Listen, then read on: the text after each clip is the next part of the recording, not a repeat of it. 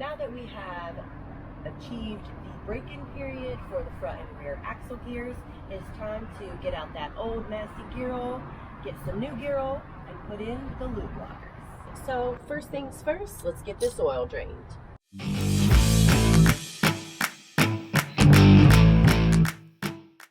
Now that we've got all the gear oil out, let's reinstall the drain plug.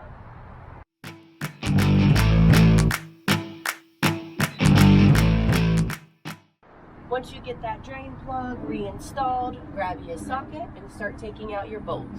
Just be sure that you have a bucket underneath because there's still going to be a little gear oil inside.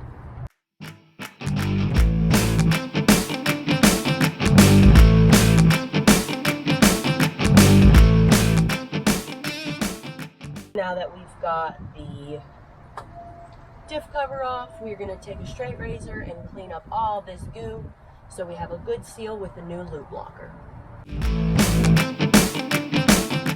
So now that we've got everything cleaned up from the last sealant, we're going to put on the LubeLocker and install the diff cover.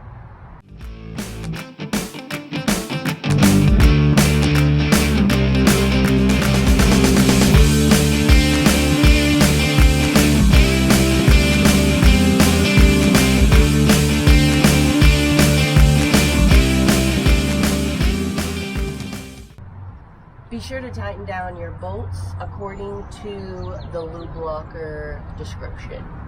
So we're going to start 1 through 10.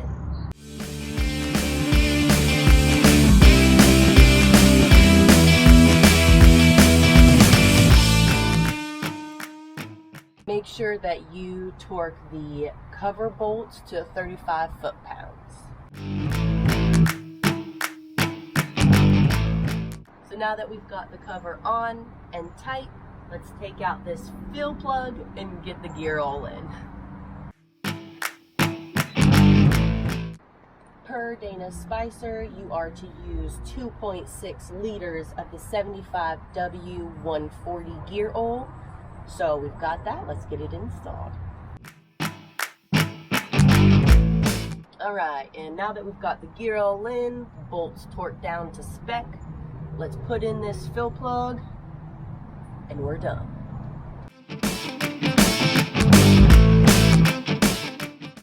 So now that we've got the gear oil in, the cover bolts torqued down to spec, and the fill plug put back in, another project finished.